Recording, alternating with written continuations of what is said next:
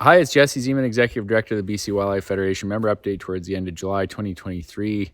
I'd like to acknowledge the two firefighters who recently lost their lives battling wildfires across the province. Our thoughts are with their family, friends, and their coworkers at BC Wildfire Service. We have a bunch of members who work for BC Wildfire, have a great relationship, understand how tight your community is and how this will impact you all. So just want to express our condolences and let you know that all the rest of us at the BCWF really appreciate all the hard work you do and what you do day to day in your jobs.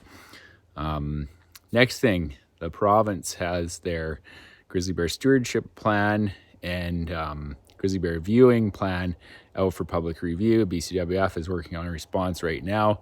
Need to make sure that our members get their thoughts in too around how to sustain grizzly bears, around getting sustainable wildlife management back happening in British Columbia as it relates to grizzly bear hunting, and around regulations and legislation as it relates to bear viewing. So it's really important that everybody takes the time to put pen to paper. There's a survey as well. If you can engage your MLAs, that's helpful.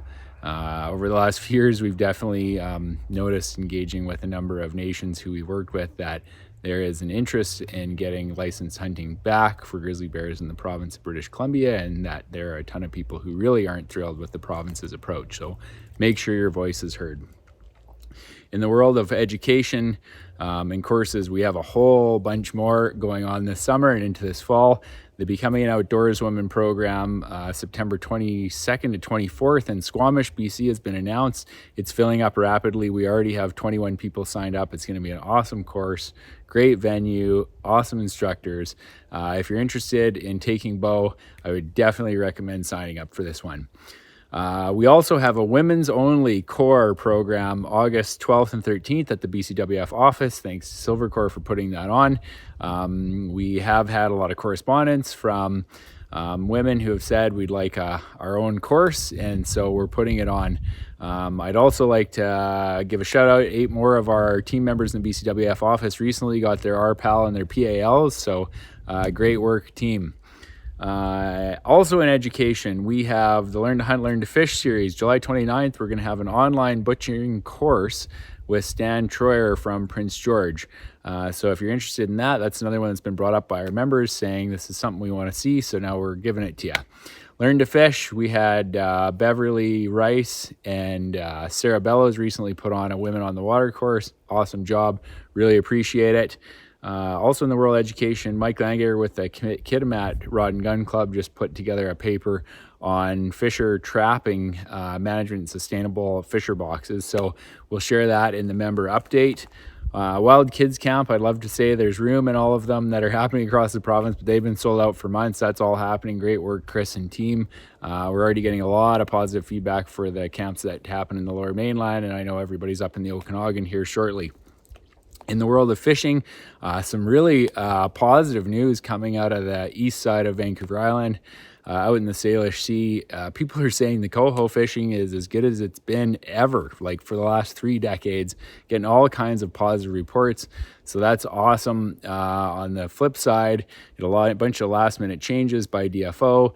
No correspondence to the BCWF. We're unaware. There's been a bunch of changes on the north coast. There's been changes out on the west coast of Vancouver Island around retention. So, we have integrated fisheries management plan. This one blindsided everyone. We have reached out to DFO to find out, why it happened, and how it's not going to happen in the future. In the world of fish, we got a lot of issues with drought coming down the pipe. So, we are going to have to respond to some of that stuff, and there may be changes as it relates to fishing retention opportunities or fishing opportunities. But we'll have to kind of face that as it happens. Looks like the test fishery up on the Skeena, it looks like they're going to have a lot of sockeye, but it looks like steelhead numbers are going to be pretty limited, at least the early results we have. So it's going to be another one of those mixed bag years where we may have to respond around fishing opportunities as it relates to conservation first. But some of these things coming out of DFO, per the usual, it's hard to understand. We don't know they're coming. We're told after the fact. So it's a bit of a consistent way of operating. What else do we have on the go? That's about it. Oh, sheep hunting's coming up here, August 1st. So for everyone heading up north to go stone sheep hunting or Dall sheep, if you have an LEH, we definitely want to continue to focus on harvesting rams that are 8 years old and older. We need to move away from harvesting 6 and 7-year-old rams, harvesting rams that are underage and not full curl. It affects the sustainability of sheep. It affects our ability to maintain hunting opportunities. So if you're looking at a ram and it isn't 8, do not harvest it. If you're unsure, do not harvest it. Sheep hunting is something that people put a lot of time and effort in.